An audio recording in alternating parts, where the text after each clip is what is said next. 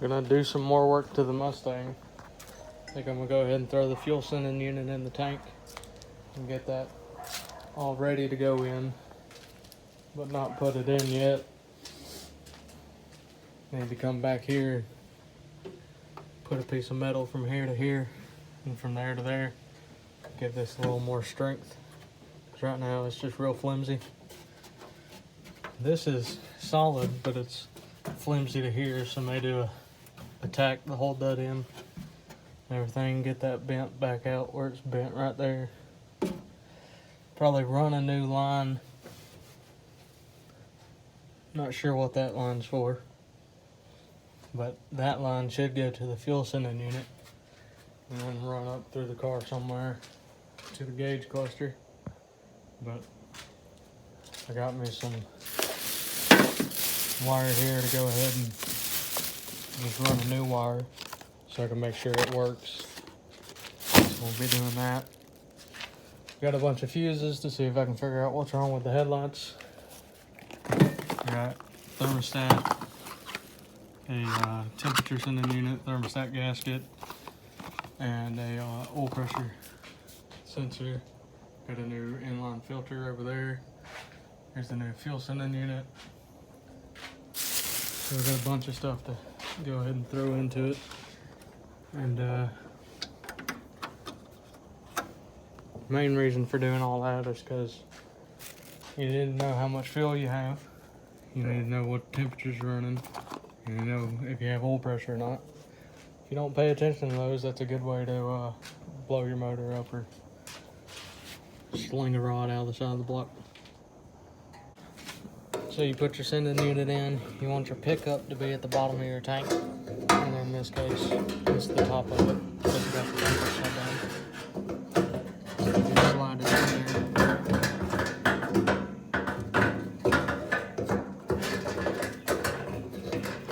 I'm standing upside down here. Let me go your way.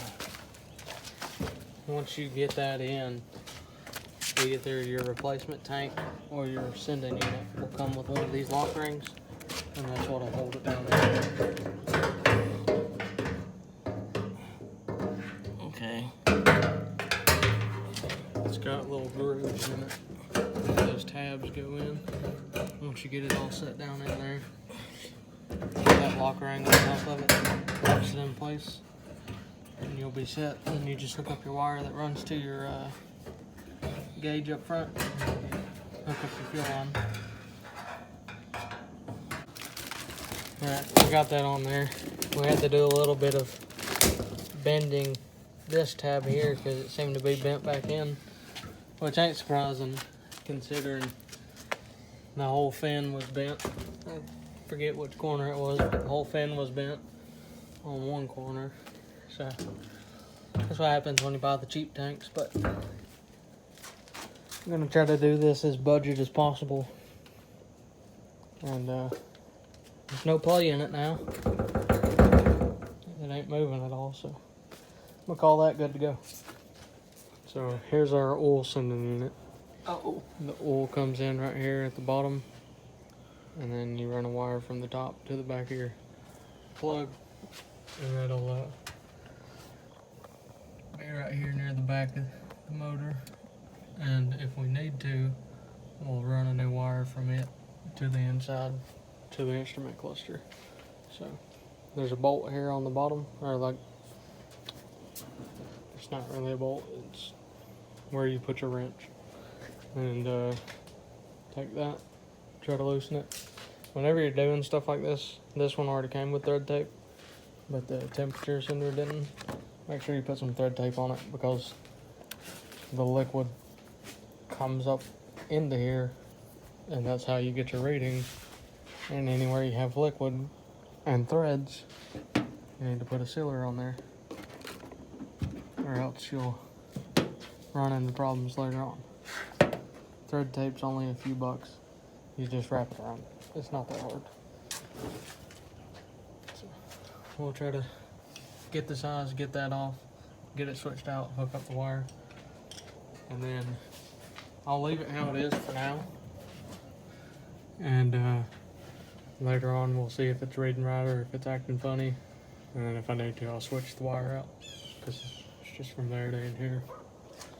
That's the good thing about the model of this car, is it's all wires, straight mechanical. I don't have to worry about a computer interfering, having issues with it. Here's the old one out. It's 9/16 fitting. Turned it out. Here's the new one. We'll slap it in. Set this one here for now. Try to get this one in.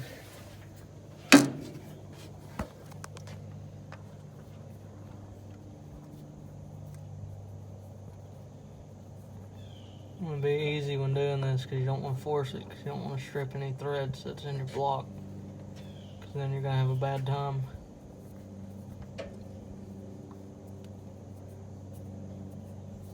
It's safe starting this.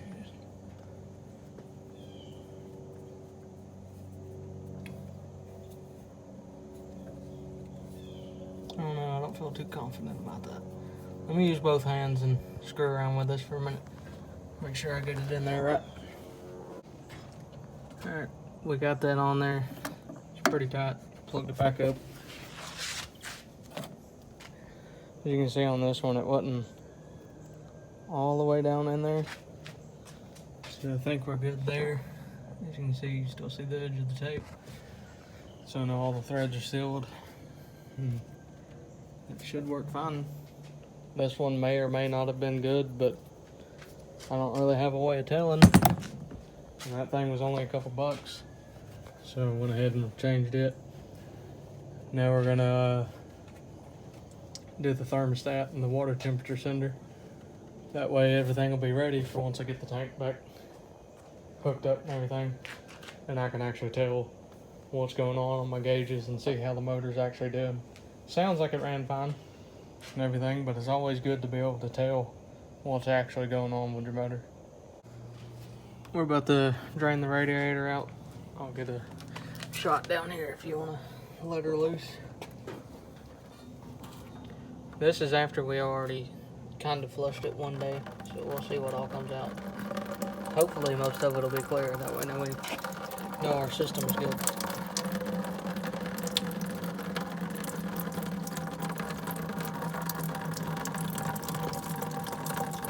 So far, a lot of it's clear.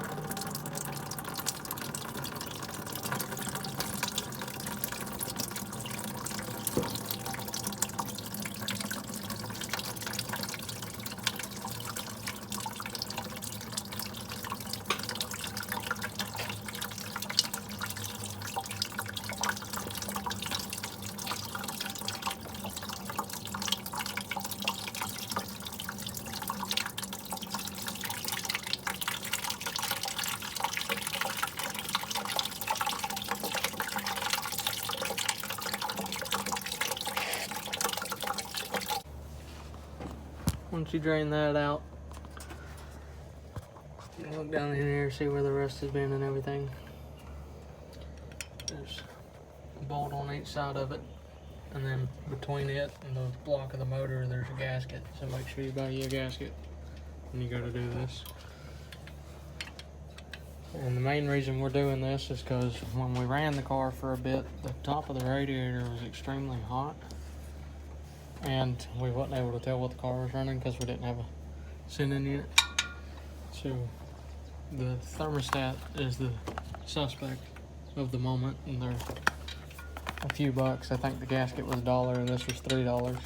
So we'll throw a new one in it, and that should solve that problem, unless the problem is the radiator or the water pump or something. But we'll figure all that out. We'll start with the cheapest parts first. Alright, you take the 2 bolts out, and then that thing should just pop off, and you should have a thermostat in here. And this one doesn't. So, as we thought, thermostat was the issue. There wasn't one in here, so the water's just shooting in there and then shooting right back out. It's supposed to just let it come in at a certain temperature, but it was coming in all the time. So then the water is immediately getting hot from the temperature of the motor, and the longer it runs, the less it's going to be able to cool, because the quote-unquote cool water, which, okay, so your air comes in, hits these fins, it cools the water as it circulates. So it should go in cold, turn hot, come back out hot, and then turn back cold and circulate it to keep a constant flow of cool water going in it. But without the thermostat, the water gets hot instantly, and it's constantly rotating and not having any time to cool. And yeah, it's no good. So that's why our radiator was so hot. It's because it immediately started warming the water up instead of letting it have time to cool. And we really noticed it because we were sitting still and there's no air coming into these fins to cool it. So we'll throw one in there. Make sure you clean all this surface. That way your other gasket can stick to it. If you don't clean the surface, then you're gonna have leaks. Take you a knife or a straight edge or a scrape and get all that gasket material off. And then kind of go around and check.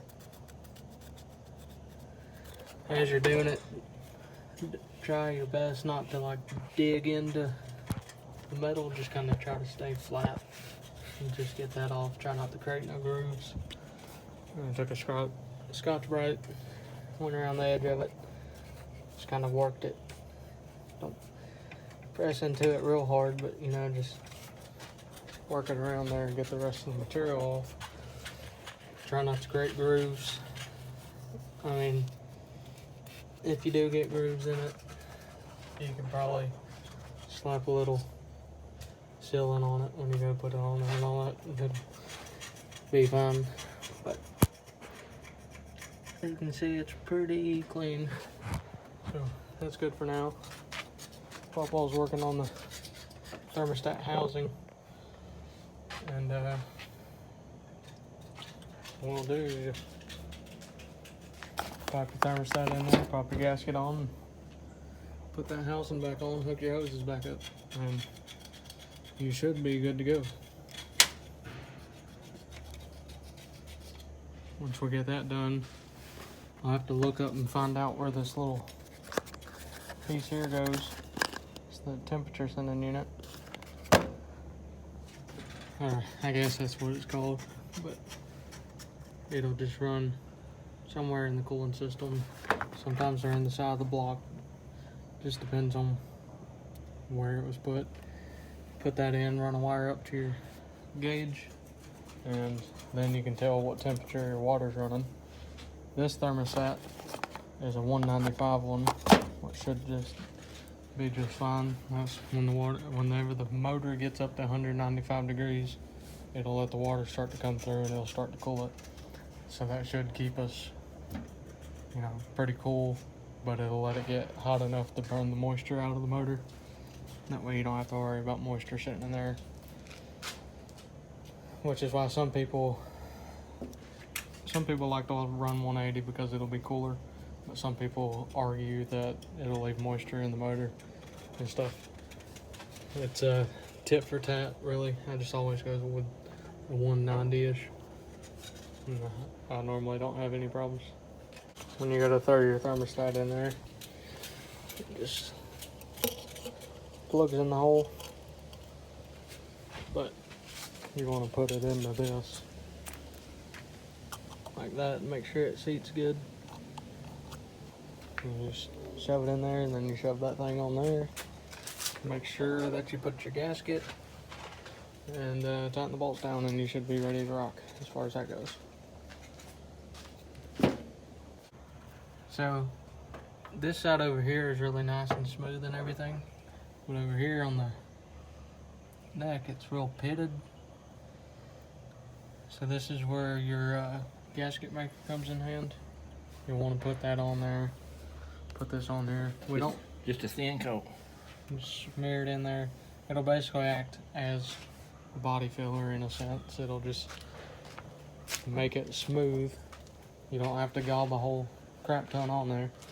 And we don't like these square head bolts, so we're going to try to find some other bolts before we throw that back together. And you may or may not get by with not doing this and just hoping that it don't leak.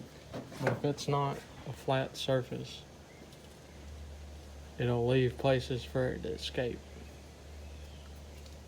And when you're talking about a liquid, it's gonna escape if it has the opportunity. So it takes an extra few minutes, extra couple dollars. Just smear a little bit on here, and it'll help hold your gasket in place when you go to put the bolts in. So we'll run pick some of that up, get some new bolts and everything, and then get this slapped in there, and then see about where I need to put that little temperature sender. We got this back on here, put the gasket on there, put some sealer on it, put the new bolts in, and then temperature sending unit. As you seen earlier, we replaced the oil sending unit.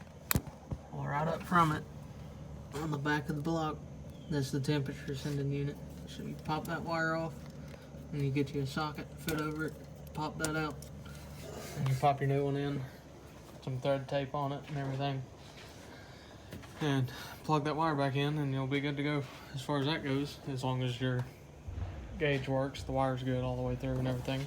But I can't tell that until the motor's running, and I can't get the motor running until after we weld up on the bottom of it and then put the fuel lines in and everything. So I'm just going to go ahead and replace them, and then later on, if they're still not working, I'll know the components are good. I just need to check on the wires, make sure all the wiring's good.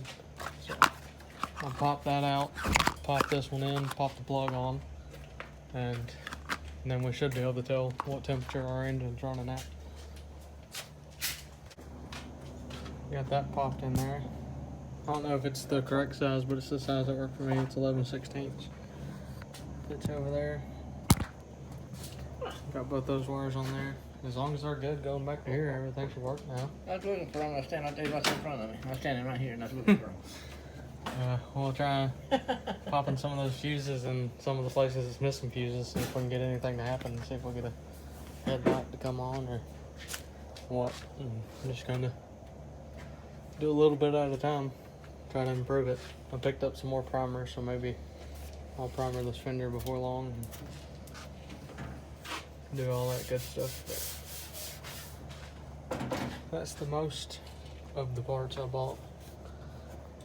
Placing thermostat, oil pressure sending unit, temperature sending unit, and some fuses and some wire in case I need to run wires or nothing.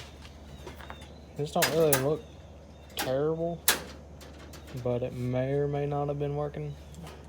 I don't really know. So at least we know it's new on there, so if it's not working still, it's more than likely the wire. I've got the tank just sitting in here just for now, and that way it's not as open to the elements and everything. I don't know what fuses are meant to go where exactly. I know up in there is where the fuses are supposed to go, somewhere. Can't really see it start.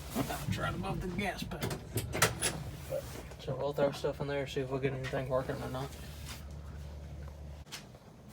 Well, I got up under there and started messing around with it. And every one of them fuses is the right size, but they're not the right length.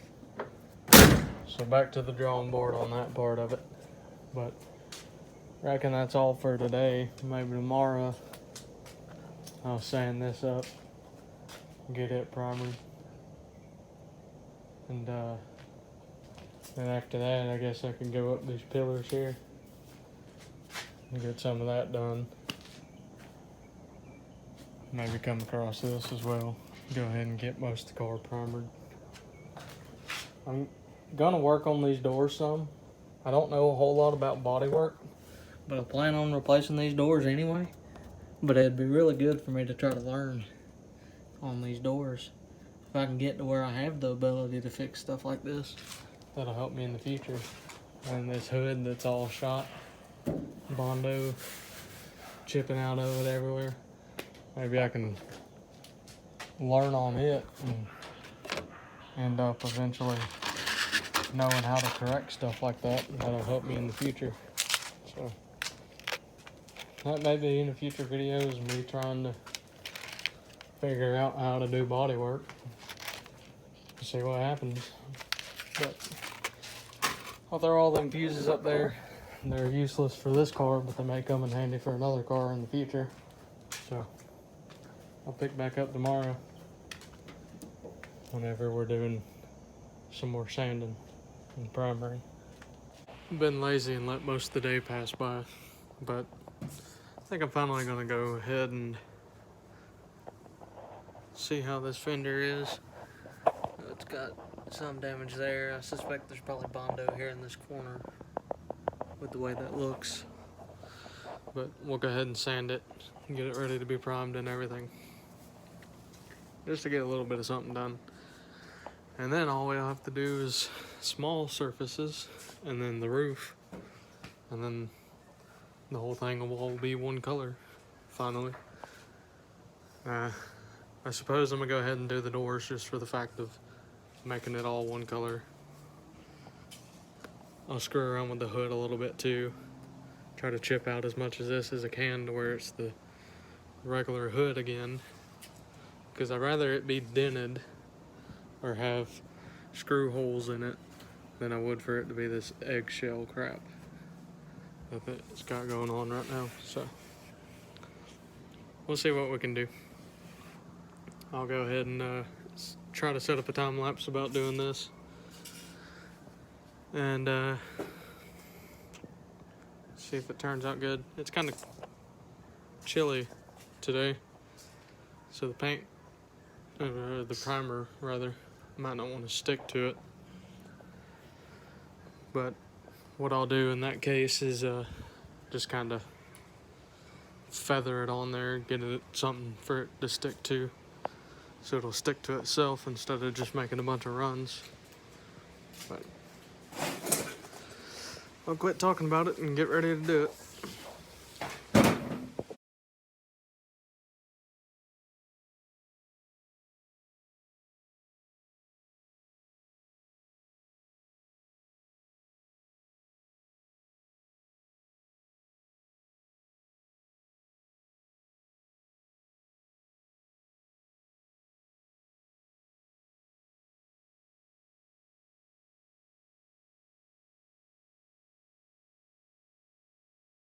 Okay, here's where we are so far. We've got all the rust out of it. There's a lot of body filler in it, but it feels smooth, which I assume is why it's in it, is to make the surface smooth and everything. Pretty sure that was probably done professionally, or at least if you ask me. I mean, it seems good, it's smooth, it's nice. Don't catch nowhere. Down here, there's a good bit of Bondo work that had been chipping off. I got this sort of smooth. Some spots still could use it, but I want to dig too deep into it because I don't know how to fix stuff like that yet. So that'll be good enough for now for there.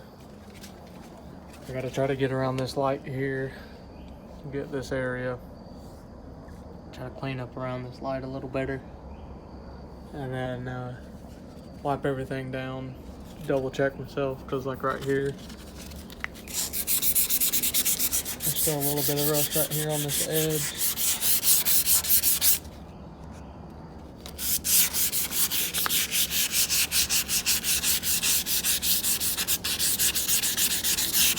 Just go through, double check myself like that, get it cleaned up. But that probably took 15-20 minutes or something to do that, so not too terrible. This 320 does pretty good about getting it nice and smooth and everything without digging into it too much. So I'll go ahead and do all the hand sanding and get it cleaned up, see what it looks like, get ready to primer it. Well, I went in for supper and it done got dark on me, but I have the surface wiped down. There's definitely going to be bugs, and the cat's already out here browsing around, so he's definitely going to jump in it before it dries. But with knowing all that, I'm still going to shoot it anyway, because, well, fuck it. I want to see what it looks like once it's all one color, so I plan on redoing all of it at least once to 2 more times. Maybe not as much as the sanding, but more coats of primer, and then a final sand once everything is good and ready, and then another coat after that. But I'll go ahead and shoot this and see what happens. It may be too cool for anything to stick. I don't know. We'll try it. As you can see, I kind of just spit it on there. That way all that'll tack up a little bit, and it should hold a base coat better. And I just noticed it a minute ago. There's a little bird just chilling in the corner, getting out of the wind. I thought that was pretty neat. Or maybe I'm blinding the shit out of him. I don't know which one. But we'll let this set up, and then we'll go over it with the actual coat, see how it turns out. Well, I gotta say, this side turned out way better than the other fender did.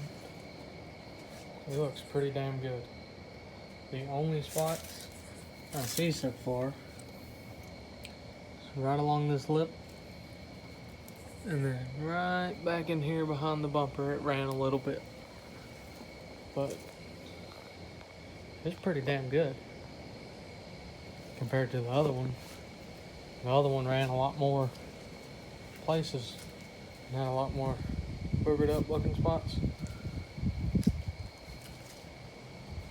Look up here. So I'm very happy with that. I just gotta keep the little crackhead from jumping up here long enough for this to tack up. So hopefully he don't ruin it, which I know he's going to over time. But I want it to at least cure first before he gets his paw prints all in it. Yeah, I'm very happy with that fender. Y'all have seen the process a few times by now, but I'm just going through and hand sanding all these places that'll be hard to get, like around the handle and everything, and up along this edge. We hit it with the orbital sander, get it cleaned up, throw some primer on it. Went ahead and hand sand it up here too. Around this corner, I'll get paint on it, and that way this side of the car won't be done. And then I'll probably go do the same thing to the other side. And then if I'm filling up to it, tackle this part and get it done as well. Got everything painted up. Right here around the handle, it ran on me a bit. I didn't get it clean enough in that area. Kind of still wet, but let's give us a better view into what the car is going to look like. I got some runs right there too. But here's what it looks like from the side. It'll all just be primer. It should make it look a little bit like it's in better shape. I gotta let all this dry and then get out here one day and get all the dirt off it. And take some like 1000 grit or something and get those runs out and then repaint it or primer it. But for now it's looking a lot better. Here's the other side. in comparison. Still have to do that door.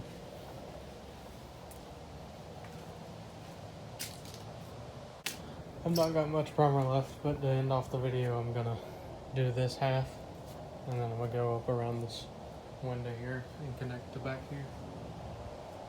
I've got it sanded by hand. I'm gonna wipe it off, clean it, shoot it with some primer, show you what it looks like, and then that'll be the end for this video, and we'll be wrapping up the primer before too long, because I just got this door underneath here and the roof left and that half left once I get this painted. So I'll do that real quick, show you what it looks like in the video all, and then hopefully do more actual work to it in the next video I put out. I was very low on primer. Actually, I just barely had enough to do this. Looks like shit, but it's one color. That's all I care about. I got up around that edge pretty good and everything. So that'll be the end of the video. Hopefully next video, like I said, we'll be doing more actual work to it. So tune in for that one to see it.